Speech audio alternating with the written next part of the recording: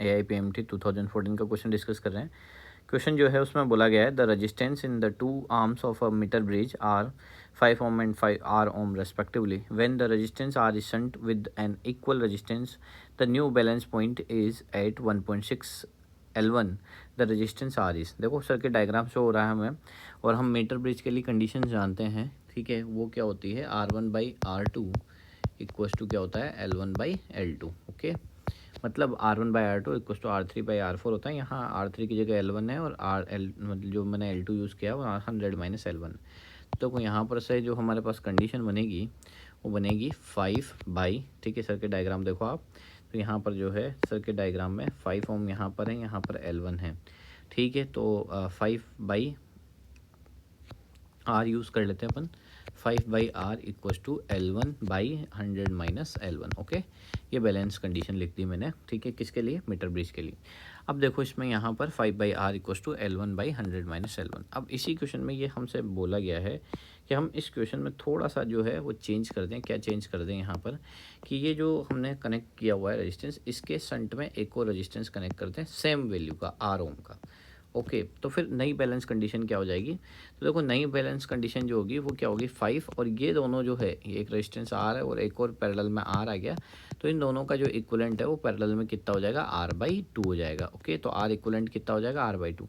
जब भी कभी सेम वैल्यू का रेजिस्टेंस पैरेलल में कनेक्टेड हो तो उतना हाफ हो जाता है। ओके, पैरेलल में कनेक्टेड है 2 टाइम्स है तो R/2 हो जाएगा। ओके, तो ये R/2 हो गया, और L1 जो है वो कितनी हो जाएगी, 1.6 L1, और तो हम दूसरा क्या हो जाएगा, 100 - 1.6 L1 हो जाएगा। ओके, ये है हमारे पास। अगर सपोज करो ये लेंथ चेंज होने के बाद ये जो पहले थी L1 थी वो कितनी होगी, 1.6 L1 होगी, तो बाद में कितनी हो जाएगी, 100 माइनस, ये हो जाएगी 100 - 1.6 L1। ओके, ये हमारी सेकंड बैलेंस कंडीशन। अब मैं क्या कर देता हूँ, इक्वेशन फर्स्ट को इक्वेशन सेकंड से, इसको थोड़ा सा मैं रीअरेंज करके ऐसे लिख देता हूँ, ये 2 ऊपर ट्रांसफर हो जाएगा, तो 2 × 5/R डायरेक्ट लिख देता हूँ। चलो मैं इसको 10 लिख देता हूँ मैं डायरेक्ट, है ना। ये 2 ऊपर ट्रांसफर होने के बाद कितना हो जाएगा, यहाँ पर हमारे पास हो जाएगा 10/R इक्वस टू 1.6 L1, और ये हो जाएगा 100 - 1.6 L1। ओके, ये हो गई मेरी इक्वेशन नंबर सेकंड। ओके, मैं इस इक्वेशन सेकंड इसे बोल रहा हूँ, इसको हटा देता हूँ। ओके,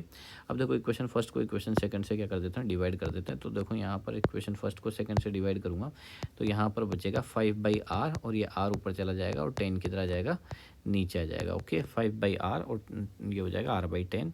अब देखो ये क्या है, L1, और ये हो जाएगा 100 - L1, और ये 100 - 1.6 L1 ऊपर चला जाएगा और 1.6 L1 नीचे आ जाएगा। ओके, अब देखो यहाँ से R कैंसिल आउट कर देंगे, 5 से 10 जो है वो कितने टाइम्स हो जाएगा, 1/2 टाइम्स हो जाएगा। ओके, और कुछ कैंसिल आउट कर सकते हैं तो L1 से L1 कैंसिल आउट हो जाएगा। अब देखो हमारे पास बचेगा 100 - 1.6 L1, और यहाँ पर बचेगा 100 - L1, और साथ में डिनोमिनेटर पार्ट में नीचे जो है वो 1.6 भी चल रहा है। ओके, तो देखो यहाँ से 2 से 1.6 0.8 टाइम्स कट जाएगा।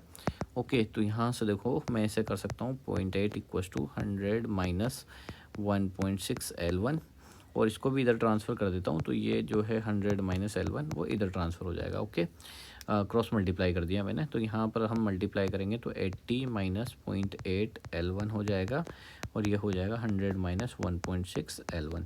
तो मैं जैसे ही सपोज़ करो मैं ऐसा करता हूँ कि पॉइंट L1 को यहीं रहने देता हूँ, और उसको उठा के उधर से लाया तो 1.6 L1 इधर हो जाएगा, और ये 180 उधर जाके माइनस में हो जाएगा, तो ये हो जाएगा 0.8 L1। ओके, प्लस में, और ये हो जाएगा 20, तो यहाँ से जो L1 की वैल्यू है वो 20 कितनी आ जाएगी, 0.8 आ जाएगी। ओके, अब यहाँ से देखो, यहाँ से मैं क्या करता हूँ कि इसको थोड़ा सा और सिंप्लीफाई कर लेता हूँ, तो 4 से कट कर दे, 4 × 2 = 8, ठीक है, 4 × 5 = 20, और 2 से 10 5 25 आएगी। तो अगर ये लेंथ अगर 25 आएगी तो रिमेनिंग पार्ट क्या हो जाएगा, 100 - 25 मतलब 75 हो जाएगा। अब हमें क्या पता करना था, the resistance R, unknown resistance. तो हमारे पास जो फर्स्ट इक्वेशन है उसको हम यूज़ में ले सकते हैं। ओके, यहाँ से हमें L1 की वैल्यू मिल चुकी है, तो यहाँ पर देखो 5/R इक्वस टू क्या था, 5/R equals to L1/100 - L1। Okay, तो ये देखो 5/R, यहाँ से हमें R की वैल्यू निकालनी है। L1 क्या है, 25, और 100 - 25 डायरेक्ट लिख रहा हूँ मैं, 75। ठीक है, यहाँ से कर देता हूँ तो ये हो जाएगा 3 टाइम्स, ओके सॉरी, यहाँ पर क्या है 3 आ जाएगा, ठीक है। तो यहाँ से आर की वैल्यू मिल जाएगी 5 3 जा 15 ओम। तो ऑप्शन नंबर कौन सा करेक्ट हो जाएगा, ऑप्शन नंबर सेकंड जो है 15 ओम वो करेक्ट आंसर हो जाएगा। आई होप आपको क्वेश्चन समझ में आएगा। Thank you for watching.